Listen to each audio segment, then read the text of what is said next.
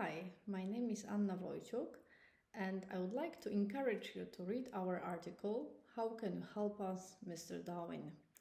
I co-authored this paper with my two colleagues, Maciej Górecki from the University of Warsaw and Bartosz Kowalski from the University of Łódź.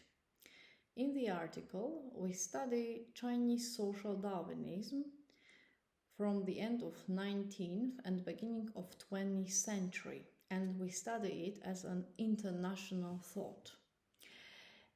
In the paper, we make one essential claim.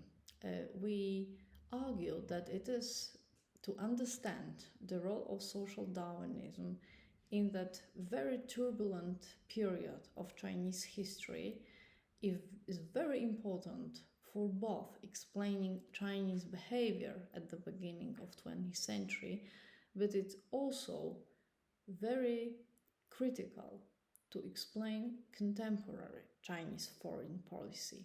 That's why I believe with the growing assertiveness of China in global politics, this article is timely. In the paper, we study international thought of three intellectual heavyweights of that period: Yan Fu, Kan Yuwei, and Liang Qichao. And we believe that Chinese social Darwinism was perhaps the first globalized lineage of thought emerging in China. Obviously, it came from the West, but the Chinese thinkers creatively appropriated it to the Chinese context and enriched it with the Chinese tradition, especially with Confucianism. We focus on three areas of their reflection.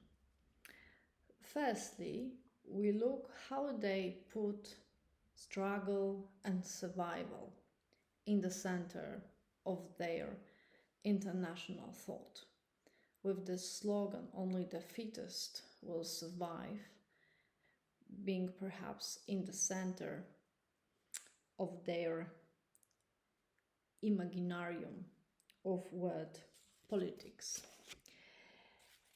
And we demonstrate that with the advent of social Darwinism, Chinese intellectuals made it very clear that it's no longer necessary to be normatively superior in international politics, as Confucians predicated, but that it is essential to be strong.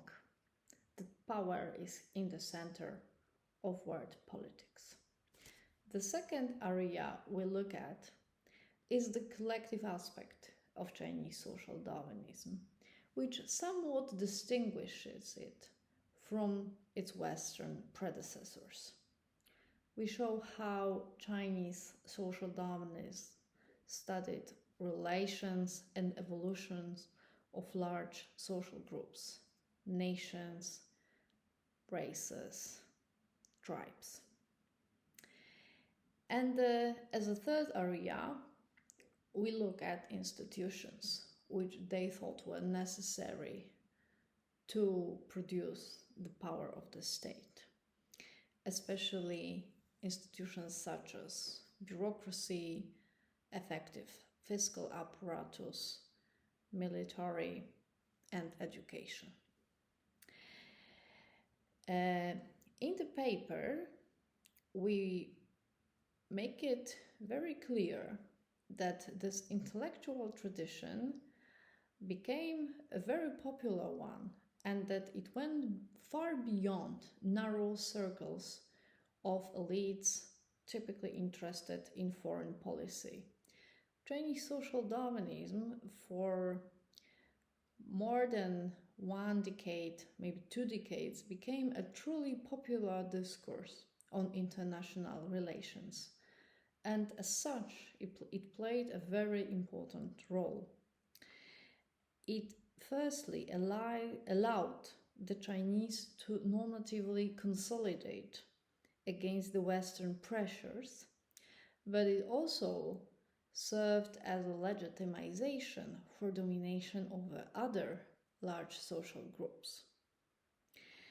The article also shows how social Darwinism allowed the Chinese to start to effectively balance against Western powers and Japan, threatening their security for a number of decades at that time.